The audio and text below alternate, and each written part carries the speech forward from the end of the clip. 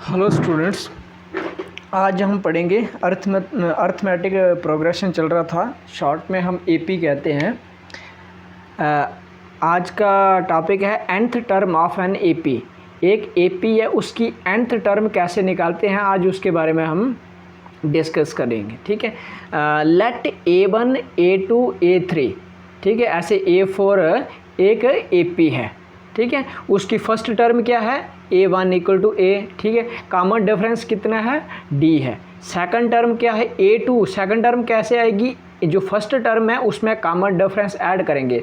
जैसे first term क्या है, A है, उसमें D ऐड करेंगे तो वो सेकंड टर्म आ जाएगी। ठीक है, तो सेकंड टर्म कैसे आई, A + D। ये फर्स्ट टर्म क्या है, A है। जो A2 है, ये जो A2 है, जब A1 में D ऐड करेंगे तो वो सेकंड टर्म आएगी। ठीक है, A2 = A + D = D के A + 2 - 1 D यहाँ क्या 1 है तो वो कैसे आया, 2 - 1 D, ये हो गया।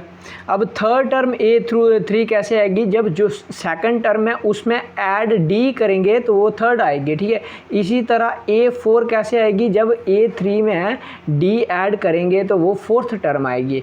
तो यहाँ थर्ड टर्म क्या है, A3 = A2 + D, मतलब जो सेकंड टर्म है उसमें D जो है, D मतलब कॉमन डिफरेंस ऐड करेंगे तो वो थर्ड टर्म आएंगे। तो हम इसके क्या, A2 क्या है, ठीक है, A2 किसके बराबर है, A + D के बराबर है। तो हम A2 की जगह हमने A + D लिखा और प्लस आगे क्या लिखा, D। तो इस तरह ये बन गया A + 2D, मतलब A3 = A + 2D। हम 2D को कैसे लिख सकते हैं, A + 3 - 1 D हो गया।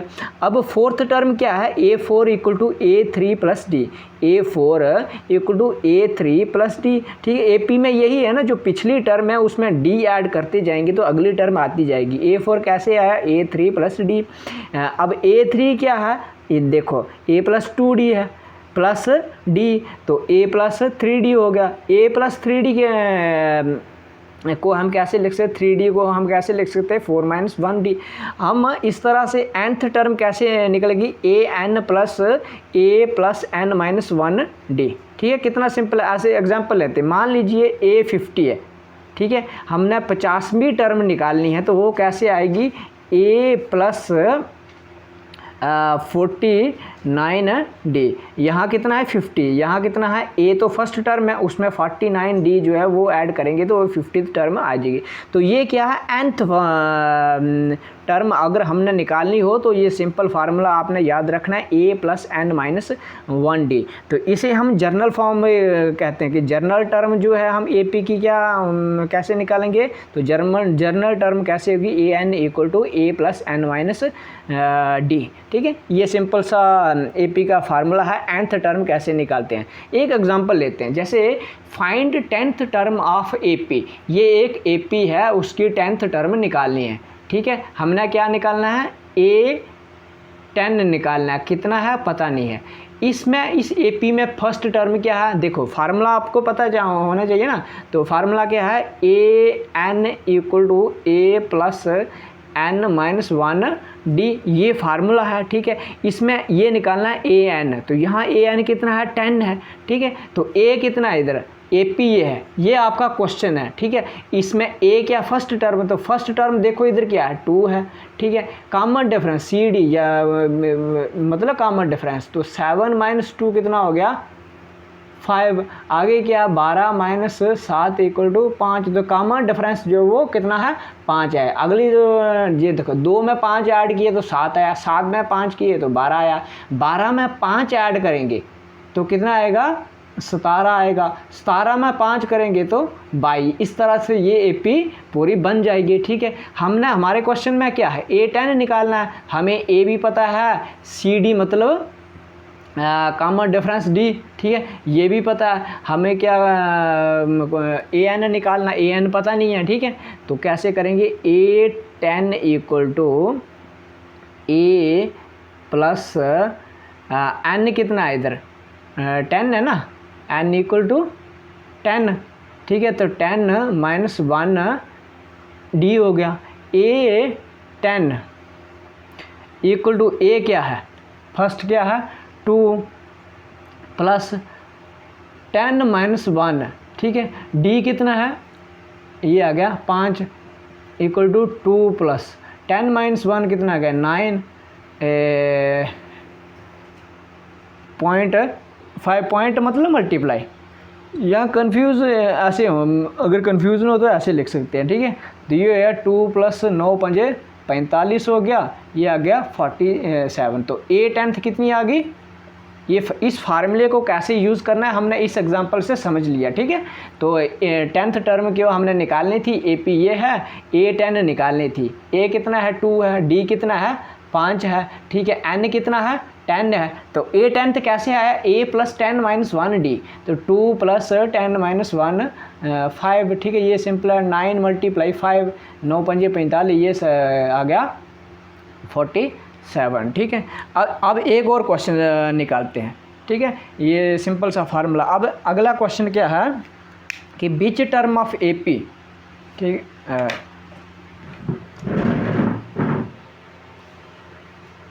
ठीक है। एक एग्जांपल हमने समझ लिया, अब दूसरा क्वेश्चन एग्जांपल देखेंगे। इसमें क्या करेंगे, इसका सॉल्यूशन हम निकालेंगे।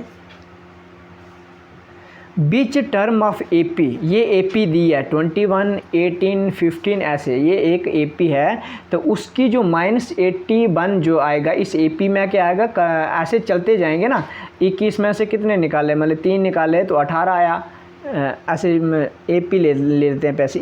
AP किस तरह से है, 21 है, 18 है, 15 है, ऐसे चलते जाएंगे। तो इसमें A क्या है, फर्स्ट A मतलब फर्स्ट टर्म कितना है 21। कॉमन डिफरेंस D कितना है, ऐसे लिखते हैं पूरा, कॉमन डिफरेंस वो D कितना है जो सेकंड टर्म है उसमें से हम फर्स्ट निकालेंगे। तो कितना आएगा, 18 में से 21 कितने आते हैं, आप ये याद रखो, 21 बड़ा है 18 छोटा। तो 21 से 18 निकाले तो कितना आएगा 3 आएगा, लेकिन इसके साथ साइन कौन सा होगा, माइनस का, ठीक है। अब देखो अगला क्या है, 15 से 18 निकालेंगे तो -3। आप यहाँ देख रहे हैं कि यहाँ से AP कैसी है, कम हो रही, घट रही है। 21 18 15, उसके बाद कितनी आएगी 12 आएगी। 12 के बाद 3 निकालेंगे तो कितना आएगा 9। ऐसे चलते चलते एक ऐसा पॉइंट आएगा, ऐसा नंबर आएगा इस AP में 81 आएगा। हमने 81 कौन सी टर्म है, मतलब कि 20वीं है, 30वीं है, कितनीवीं है, वो हमने निकालना है, ठीक है। तो फार्मूला क्या देखो, यहाँ चलते हैं कि AN equal to A plus N minus 1D। तो AN क्या है, ये अंडरस्टूड है। AN कितना है, nth टर्म कितनी है यहाँ पर -81। N कितना हमें पता नहीं है। ये जो 81 है -81 है, कौन सी टर्म है, N का मतलब है क्यों कौन सी, 50वीं 40वीं हमें पता नहीं है। ये तो पता है कि AN कितनी है -81, तो ठीक है। तो हमने क्या AN की जगह क्या लिखना है -81 इक्वल टू A की जगह क्या लिखना है 21 प्लस N का पता नहीं है तो हम इसको एज इट रखेंगे। D कितना है -3, -81 इक्वल टू 21 प्लस, देखो ये -3 का मतलब मल्टीप्लाई है, ऐसे -3 नहीं है, ठीक है। -3 को इससे करेंगे तो कितना आएगा -3n। ये -3 को -1 से मल्टीप्लाई करेंगे तो कितना आएगा, माइनस माइनस प्लस होएगा ना, +3, ठीक है।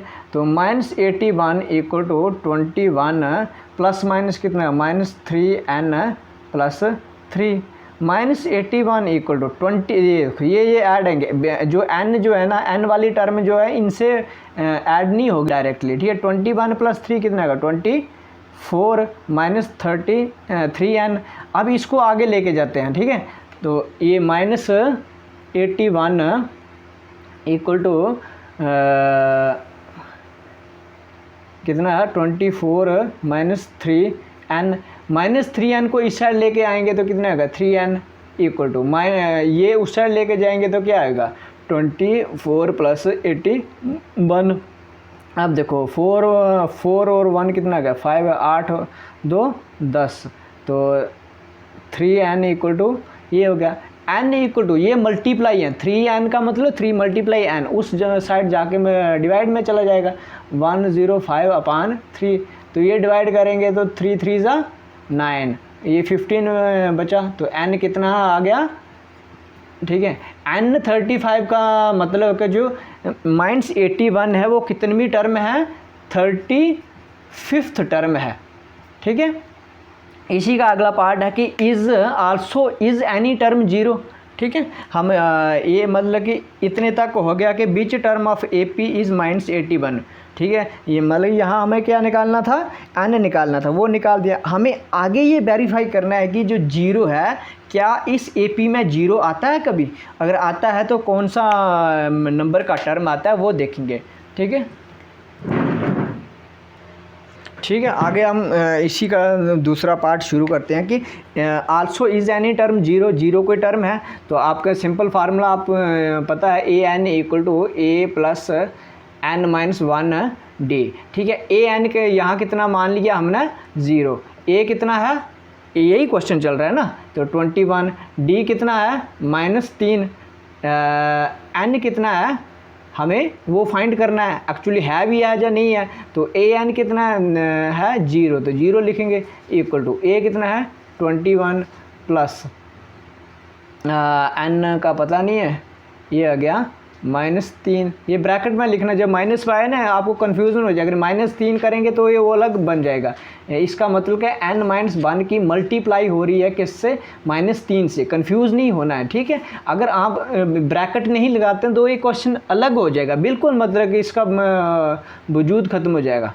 21 प्लस -3 को इससे मल्टीप्लाई करेंगे तो कितना आएगा, -3n, ठीक है। -3 को -1 से मल्टीप्लाई करेंगे तो +3, 0 equal to 21 plus -3n plus 3, 0 equal to ये ऐड होंगे, n वाली टर्म जो इन बिना n वाली टर्म से ऐड नहीं होती, आप याद रखेंगे 21 जो वो 3 से ही ऐड होगा, n वाली टर्म n से ही ऐड होगी, n स्क्वायर वाली टर्म n स्क्वायर से ही ऐड होगी, ठीक है। तो ये हो गया 24 -3n, ठीक है। तो -3n इस साइड लेके आएंगे, 3n equal to 24, n equal to 24 divided by, ये मल्टीप्लाई में उस साइड जाके क्या होगा, डिवाइड हो जाएगा, 8 3 24, तो nth टर्म क्या होगी, 8 आ गई, मतलब कि जीरो कब आएगा, जब 8th टर्म होगी।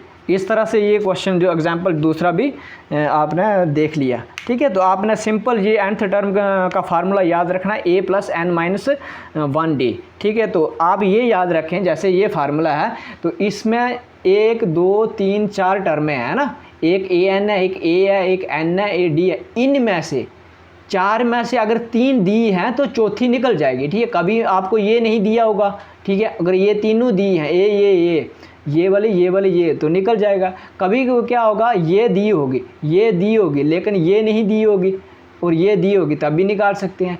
अगर ऐसे होगा कि ये दी है, ये दी है, ये दी है, तो ये आप निकाल सकते हैं। यही है कि अगर 4 टर्म है, ये एक इक्वेशन है, फार्मूला है, इसमें अगर 4 टर्म्स हैं, 1 2 3 4, अगर 3 है तो चौथी निकल जाएगी। तो ये फार्मूला जो है 4 जो भी टर्म्स आती हैं इस फार्मूले में वो सब फाइंड आउट आप आसानी से निकाल सकते हैं। ये सिंपल सा कॉमन सेंस है, ठीक है। थैंक यू वेरी मच, ऐसे ही बने रहें। अगर ठीक लगी वीडियो तो आप कमेंट कर सकते हैं कि कहीं गलत है या समझ में नहीं आ रहा है, ठीक है। Thank you very much.